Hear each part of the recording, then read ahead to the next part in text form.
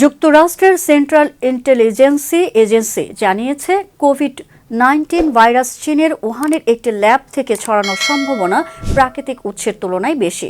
Washington থেকে AFP জানায়, সিআইএর বর্তমান প্রধান র্যাডক্লিফ দায়িত্ব নেওয়ার পর এই নতুন মূল্যায়ন প্রকাশ করা হয়েছে।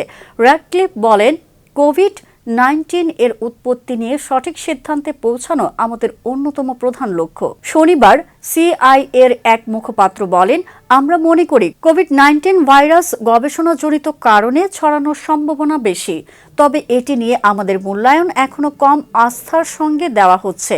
মার্কিন কর্মকর্তা জানায়, আগের সিআইএ ডিরেক্টর উইলিয়াম বার্নসের নির্দেশে এই নতুন মূল্যায়ন করা হয়।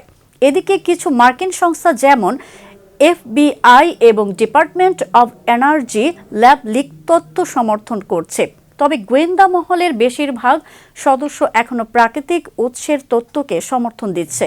ল্যাব লিক তথ্যের সমর্থকদের মতে, উহানের ভাইরোলজি ইনস্টিটিউটের মতো গবেষণাগারে দুর্ঘটনাবশত ভাইরাসটি ছড়াতে পারে। তারা উল্লেখ করেন, উহান শহরটি করোনা ভাইরাস গবেষণার একটি গুরুত্বপূর্ণ কেন্দ্র এবং ভাইরাসটি গবেষণার সময় অনিচ্ছাকৃতভাবে ছড়িয়ে পড়ার সম্ভাবনা ছিল। অন্যদিকে প্রাকৃতিক উৎসের তথ্য অনুসারে কোভিড-19 বাদুড় বা অন্যান্য প্রাণী থেকে মানুষের মধ্যে ছড়িয়েছে।